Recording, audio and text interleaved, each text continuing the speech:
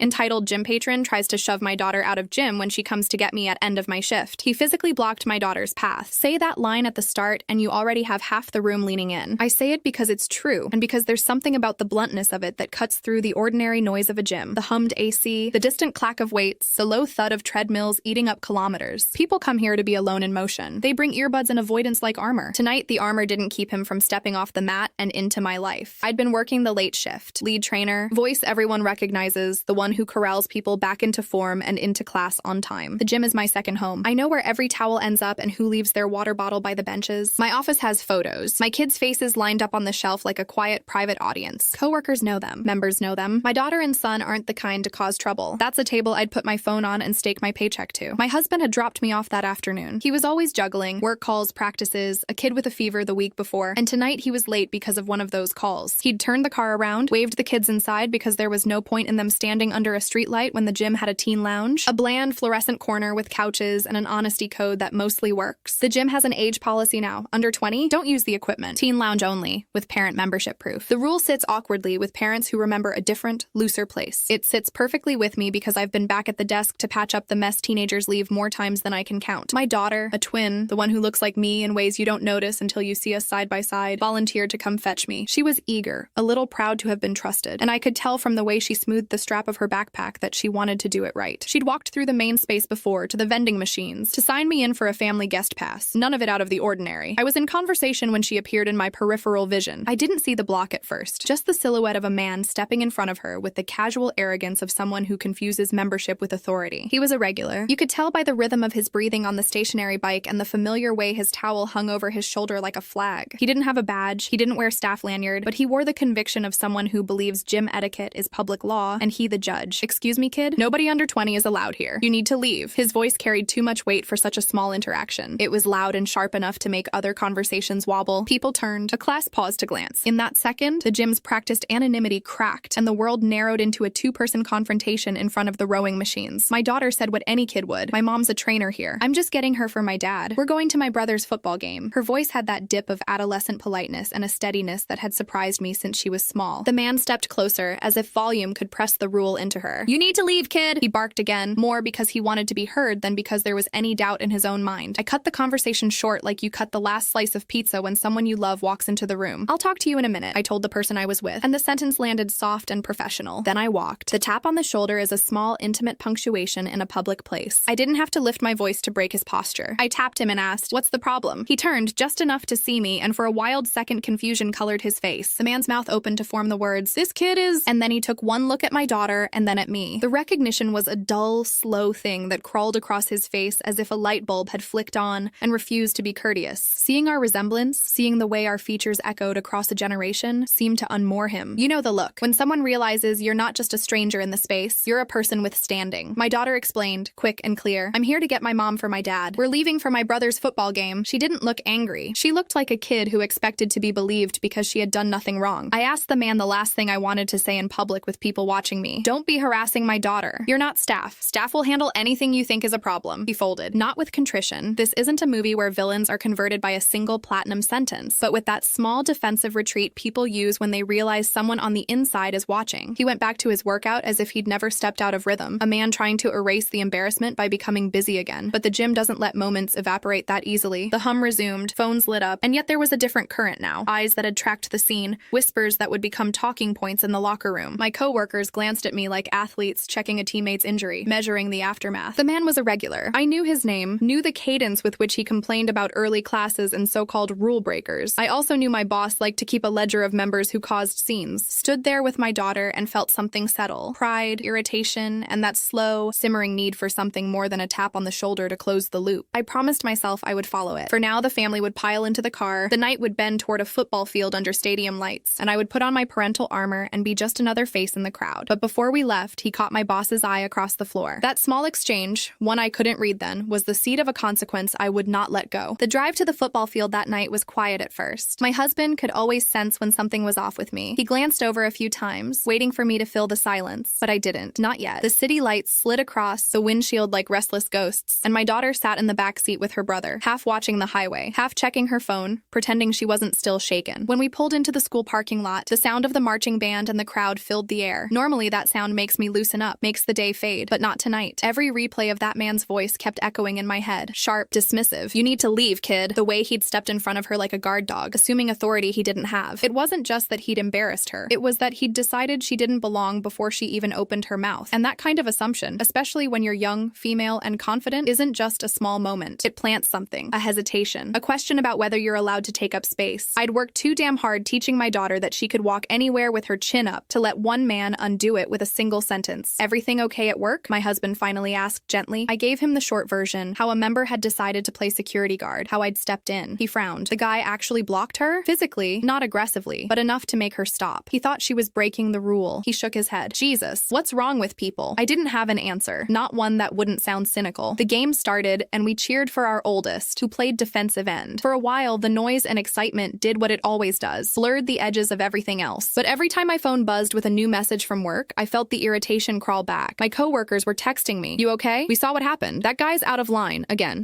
That word hit differently. Apparently, this wasn't his first overstep. I typed back a simple, we'll talk tomorrow. Check the cameras, okay? When we got home that night after the kids were asleep, I went into the kitchen, poured myself a glass of water, and opened my laptop. I pulled up the internal chat we used at the gym and messaged my boss, Brad. Me. Need to review camera footage from 7:12 p.m. member issue near row machine 4. Brad. Saw part of it on the live feed. You handled it calmly. Me. He blocked my daughter. She wasn't even using the equipment. She was coming to get me. Brad. Unbelievable. Was it Dan again? Me. Yeah. Brad. Then it's time. Time for what? I typed, but he didn't answer right away. I stared at the message thread, my reflection faint in the black screen, and for a moment I felt that slow, satisfying burn, the kind that doesn't come from rage, but from control. From knowing that this time I wasn't going to let something ugly just slide away. The next morning when I walked into the gym, the air felt different. Morning light cut through the front windows, turning the rubber mats gold. The regulars were already there, earbuds in, pretending the world didn't exist, but eyes followed me. Whispers had traveled overnight. Word spreads faster than protein shakes in that place. Hey, said Mara, one of the front desk staff, lowering her voice. Brad was looking for you. He's in his office. With him. With who? She just tilted her head toward the hallway. I walked down that hallway slow, the way you do when you already know what's waiting. My shoes squeaked against the tile, and I could hear the rhythmic thunk of a medicine ball hitting the wall in the training room, steady, indifferent. When I pushed open Brad's door, Dan was already sitting across from him, arms crossed, jaw tight. He glanced up at me, that same defiant look still stitched across his face. Brad didn't waste time. We reviewed the footage, he said. It's all there. You stepping in front of a minor, telling her to leave, raising your voice. You're not staff, Dan. You don't get to police the floor. Dan started to speak, but Brad held up a hand. No excuses. This isn't the first time you've confronted someone like this. Last month it was a new member. Before that, a teen in the lounge. We've given you warnings. This one crosses the line. My heartbeat slowed. I didn't interrupt. I didn't have to. Brad turned the monitor toward him, paused the video on a still frame. The image froze. Dan standing in front of my daughter, his arms slightly extended, her face mid-step, startled but calm, and me, in the background, walking toward them. It was all right there. Black and white and undeniable. We're terminating your membership, Brad said flatly. Effective immediately. Dan's face darkened. For that? She shouldn't have been in there. Brad's tone didn't change. She's the daughter of a staff member. She had every right to walk in to get her mother. You had no right to stop her. End of discussion. For a moment, the room was silent, except for the ticking of the wall clock. Then Dan stood, muttered something under his breath, and stormed out. The door closed behind him with a soft, heavy click. Brad leaned back in his chair and sighed. I'm sorry you had to deal with that, especially with your kid there. You did everything right. I nodded, my throat tight but steady. Thank you, I said quietly. As I turned to leave, Brad added, you know, the cameras don't lie. Sometimes people forget that. I smiled faintly. Yeah, I said. Sometimes that's the only justice you get. Outside, the gym buzzed on as if nothing had happened. But for the first time in a long time, I felt something close to peace, a small, quiet kind of justice that doesn't roar, but settles in your bones and stays there. And as I walked back toward my office, I caught my reflection in the glass. A mother, a trainer, a woman who didn't raise her voice but still made herself heard. The kind of strength that doesn't need to shout to be felt. For the rest of that morning, the gym felt like it was holding its breath. The clatter of weights, the rhythmic buzz of treadmills, all the usual sounds were there, but the energy was different. It was like the air itself had taken on the tension from that office. I could feel the eyes on me when I walked by, the subtle pauses in conversations that meant they knew. Gym gossip spreads faster than any official memo. People pretend not to care, but they do. And when justice finally lands, even in a place built around sweat and mirrors, it ripples. By noon, I was back to my usual routine, checking form during a group session, correcting posture, giving cues like nothing had happened, but part of me was still replaying it. Not the confrontation itself, but my daughter's face. That split second when she froze, caught between being polite and defending herself. That image, it burned a little. When the class ended, Mara came over with 2 protein shakes, and that knowing smile only coworkers who've been through 100 shared storms can give. You okay? She asked. I nodded, wiping my hands with a towel. Yeah, just thinking. Mara leaned on the counter. You know what? You handled that like a pro. Didn't Didn't raise your voice? Didn't lose your cool? That guy, she shook her head. He's been on a power trip for months. Maybe now he'll finally learn what member means. I let out a dry laugh. Yeah, or at least what not staff means. She smirked, then got serious. Brad told me he's blacklisted him permanently. Said he wanted to make an example. Good. I didn't say it with anger, just quiet satisfaction. It wasn't about revenge. It was about boundaries. About reminding people that sometimes the world does notice when you step too far out of line. The rest of the afternoon passed uneventfully. I trained a few clients, updated attendance logs, and by 4 o'clock, I finally had a few minutes to sit in my office. That small room, half paperwork, half personal space, had become my sanctuary. The air smelled faintly of eucalyptus from the cleaning spray, and the hum of the building's AC was a kind of white noise that helped me think. My daughter's photo was right there, taped to my desk, her and her twin brother at the beach last summer, grinning like the world had never been unkind. I stared at that photo longer than usual. There's something about seeing your child confronted unfairly that hits differently when you've built your life around discipline and fairness. I teach people about strength, physical, emotional, mental, and yet that day, I realized how easily strength can look like silence to someone watching from the outside. Maybe that's why. Later that week, I brought it up to my daughter. We were in the kitchen. It was Thursday night, the day after football practice, and she was sitting at the table finishing homework. I was making dinner, the kind of simple meal that fills the house with the smell of garlic and something grounding. Hey, I said casually, about what happened at the gym. She looked up immediately, eyes a little guarded. Yeah, I just wanted to check if it stuck with you. What he said, how he acted. She hesitated, pencil hovering a little. It was weird. I didn't think I did anything wrong, but he was so sure, you know? Like he didn't even see me. Her words hit harder than I expected. Didn't see me. That was it, exactly. I sat down across from her. People like that, they think rules make them powerful. But rules without context, without kindness, they just make people small. You didn't do anything wrong, sweetheart. She smiled, that faint curve of reassurance. I know, you handled it. I smiled back, but inside something twisted. You handled it. I didn't want that to be the lesson. I didn't want her to think that only I could fix it, that she had to freeze and wait for rescue. I handled it because I was there, I said gently. But next time, if someone talks to you like that again, you can stand your ground. You don't have to be rude, just firm. Like, sir, you don't work here. Please step aside. Simple as that. She grinned a little. You sound like you're training me for the next round. I laughed. I'm always training you for something. We both chuckled, but beneath it was something quiet and unspoken. A passing of strength from one woman to the next. Later that night, after she went to bed, I got a message from Brad again. Brad sent a notice to all staff. If anyone sees Dan trying to enter again, call me immediately. Brad. Also the footage. I might use it for staff training. Shows how members can escalate situations if they step outside boundaries. Me. That's fine. Good idea. Brad. By the way, local rep from HQ said they appreciated your composure. You might see a commendation next week. I stared at the message for a while, then typed a simple, thanks. The irony of it hit me then. How a single act of arrogance from one man could ripple all the way up the chain and actually fix something broken in the system. Cameras don't lie, but they don't always capture the emotional truth either. That was left with me. The small tremor in my daughter's voice, the burn in my chest, the quiet dignity of keeping calm when you want to scream. As I closed my laptop, I thought of how poetic it was, that he'd wanted to enforce the rules, and in the end, the rules enforced themselves, right against him. Justice doesn't always arrive loud or dramatic. Sometimes it's quiet, tidy, and waiting for you in an email at 10:37 p.m. And that night, for the first time in a while, I slept without replaying the moment, because the story finally had its ending, or so I thought. The next morning, I woke to sunlight spilling across the kitchen counter and the faint smell of coffee already brewing. My husband was sitting at the table, scrolling through his phone, wearing that look people get when they're trying to decide whether to tell you something or not. What's that face? I asked, pouring myself a mug. He hesitated for half a second, then smiled. Your gym's Facebook page. It's kind of blowing up. My heart sank a little. That instinctive dread that comes from knowing how fast things can spiral online. I leaned over to look at his phone. Sure enough, the post was there. A member had uploaded a vague rant about overzealous staff, disrespectful children, and unfair bans. The comment section was already alive, except not in his favor. People were tagging each other, saying things like, isn't that the guy who yelled at the receptionist last month? Good for the gym for finally cracking down. Imagine yelling at a kid in front of everyone. Gross. It had taken less than 12 hours for the narrative to turn itself inside out. My husband chuckled, shaking his head. Guess Justice has Wi-Fi now. I laughed, but a part of me winced. I'd seen online mobs before. They weren't always clean or kind. I didn't want this to become a spectacle. Not for him, and certainly not for my daughter. Let it die on its own, I said, setting the phone down. No comments. No fuel. He nodded. You're probably right. But by the time I got to work, the story had already grown legs. Brad was standing by the front desk with that look of exasperated amusement. You see the online chaos yet? He asked. Unfortunately, I sighed. Don't worry. We didn't post anything official, but the rumor mill's doing half our PR for us. Honestly, it's reminding members that boundaries exist. Kind of a win. I gave a small nod. Still, I don't want it to turn into a witch hunt. He made a mistake, yeah, but people don't need to tear him apart. Brad looked at me for a long moment, then smiled. You know, that's why people respect you around here. Most folks would be out for blood. You just want balance. Balance, I echoed, sipping from my water bottle. That's what gyms are supposed to be about, right? We both laughed. Later that afternoon, I led my advanced class, a small group of regulars, mostly professionals who came after work. The kind of crowd that notices everything but rarely says anything out loud, except today. As As soon as class ended, one of them, Janine, a lawyer in her mid-30s, lingered behind. She approached me with a grin. "So," she said conspiratorially, "I heard you took down the gym cop." I raised an eyebrow. "Is that what they're calling him now?" "Oh yeah, gym cop. Apparently he's been lecturing teenagers and new members for months. Everyone was too polite to report it. Good on you for finally shutting him down." I smiled, though the praise felt heavier than it should. "It wasn't about taking anyone down," I said. "It was about reminding people they don't get to rewrite the rules." Janine chuckled. "Still, that's poetic justice if I've ever seen it." Poetic justice. The phrase stuck with me all day, like the chorus of a song that keeps looping long after it stops playing, because it really was ironic. He'd tried to enforce a rule that didn't even apply, and in doing so, he'd broken the one that mattered most: respect. By the time my shift ended, I was emotionally drained but strangely at peace. I texted my husband to pick me up, and when I stepped outside, the golden hour light was washing over the parking lot, the air warm and calm. My daughter sat in the back seat, earbuds in, but when she saw me, she smiled. That kind of genuine, unguarded smile kids have when they finally feel safe again. I opened the car door and leaned in. "How was school?" "Fine," she said, pulling out one earbud. "Someone told me they saw the post about the gym thing." I froze. "What did you say?" She shrugged. "I told them people online don't always know the full story, and that mom handled it." I laughed softly. "That's becoming your tagline." She grinned. "Maybe, but it's true." We drove home with the windows down, the wind rushing in. Somewhere between the sunset and the soft hum of the tires, I realized something simple but profound. Justice isn't always about punishment. Sometimes it's about correction. The man didn't lose his job. His reputation wasn't in shambles. He was just forced to face the truth, caught on camera in a way he couldn't twist or deny. That night, as I stood by the kitchen sink rinsing dishes, I looked out at the backyard, at the faint glow of the porch light, the small shapes of my kids chasing each other across the grass, and I thought about all the tiny moments in life that shape who we become. Sometimes it's not the big victories. It's the quiet ones, the moments you stand your ground, the moments you teach by example, the moments you don't let disrespect go unchecked. Because in those moments, you don't just protect your child, you teach them how to protect themselves. And somewhere out there, a man named Dan was probably realizing that rules aren't weapons, they're mirrors. The kind that reflect who you really are when you think no one's watching. But this time, someone was. It had been about 2 weeks since the gym incident, and honestly, life had moved on. The story online had fizzled out the way most viral sparks do, burned bright for a few days, then disappeared into the endless scroll of new outrage. I didn't think about Dan much anymore, at least, not until that Thursday afternoon. The gym was quiet, midweek lull, soft music playing over the speakers, sunlight spilling across the treadmills. I was setting up mats for a mobility class when Brad approached, holding a clipboard. He looked unusually serious. "Hey," he said, lowering his voice. "You got a minute?" "Sure," I said, glancing up. "What's up?" He hesitated. "We've got someone in the lobby asking for you." "Me?" He nodded. "Yeah. Says he wants to apologize. Says his name's Dan." The name hit me like a pinprick of static. For a second, all the air seemed to pause. I didn't know what I expected. Anger, defensiveness, maybe even embarrassment. But apology? That word didn't fit him. Brad must have seen my hesitation because he added quietly, "You don't have to see him if you don't want to. I can handle it." I took a deep breath. "No, it's okay. I'll talk to him." When I walked toward the lobby, I saw him immediately. He looked smaller somehow. Not physically, but there was a weight on him that hadn't been there before. His usual self-assured posture was gone, replaced by something tentative, almost humble. He stood up when he saw me. "Hi," he said quietly. I wasn't sure you'd want to talk." I crossed my arms, not out of anger, just instinct. "I'll listen." He nodded, eyes darting briefly to the floor before meeting mine. "Look," he began, voice low. "I came here that day in a bad mood. I'd just lost a client. I was tired, and when I saw those girls running around, I thought someone needed to teach them a lesson about rules and respect." I said nothing. Let him fill the silence. "But I crossed a line," he continued. "And when you called me out, I didn't like how that felt, so I got defensive. I said things I shouldn't have. I acted like a jerk. And I'm sorry to you and to your daughter." There was no dramatic background music, no swelling soundtrack, just the hum of the air conditioner and the soft thud of someone setting down weights in the distance. For a long moment, I just looked at him. His apology wasn't polished. It wasn't eloquent, but it was real. "You embarrassed her," I said finally, my tone even, "and you tried to make it seem like authority gave you the right to." He nodded. "I know. I've been thinking about that a lot. My own daughter's 13. She told me she saw the post online. She said, 'Dad, that sounds like you.' And that hit hard. That last line softened something in me. It wasn't pity, more like understanding. Sometimes it takes being mirrored by your own child to realize who you've become." I sighed. "I appreciate the apology. Really. I just hope next time you see a kid, you don't see a rule waiting to be enforced. You see a person learning." He gave a small, tired smile. "Yeah, I think I needed to hear that." We stood there a moment longer before he extended his hand. I took it, firm, brief, professional, and in that handshake, the tension that had hung over this place for weeks finally seemed to dissolve. When he left, I turned to see Brad leaning on the counter, eyebrows raised. "Well," he said, "didn't expect that ending." "Neither did I admitted. "But it feels right." He grinned. "Maybe we should start calling you the gym therapist." I laughed. "Don't you dare." That evening, as I was leaving, I spotted my daughter sitting in the car reading a book. When I got in, she looked up and said, "You look lighter today." I smiled. I saw the man from the gym. Her eyes widened. What did he say?" "He apologized." She blinked, processing. "Like actually apologized?" "Actually," she nodded slowly. "That's weirdly nice." "It is," I said. "Sometimes people do grow up, even when they're already grown. She smiled faintly. You think he meant it? I looked out the window at the fading horizon turning shades of gold and blue. Yeah, I said finally. I think he did. The drive home was quiet, peaceful. And for the first time since that day, I didn't feel the need to replay what happened in my head. No more what ifs. No more wishing I'd said things differently. Because in the end, it wasn't about who won or lost. It was about the lesson. For him, for my daughter, even for me. Standing your ground isn't about dominance. It's about dignity and forgiveness. The kind that doesn't excuse but understands is sometimes the last stage of justice. A few weeks later, I was teaching my Saturday class when a small moment caught me off guard. Halfway through warm-up, I noticed Dan again. Not barging in this time, not scowling, not lecturing, just standing quietly by the front desk, waiting for his daughter to finish a beginner's class. He caught my eye from across the room and gave a small nod. I nodded back. No words, no tension, just two people who'd learned something the hard way. As I turned back to my students, I felt something like peace settle in my chest, the kind that doesn't come from victory, but from closure. And maybe that's what this story was always meant to be. Not revenge, not humiliation, just a reminder that even in the small corners of life, respect is earned not by enforcing rules, but by embodying them. Because the real strength we teach, whether in a gym, a classroom, or a home, isn't how hard you can hit. It's how calm you can stay when someone else loses control. In a world full of people shouting to be right, sometimes the quiet act of being decent is the loudest thing you can do. If you enjoyed this story, give it a like and tell me in the comments, where are you listening from and what time is it there right now?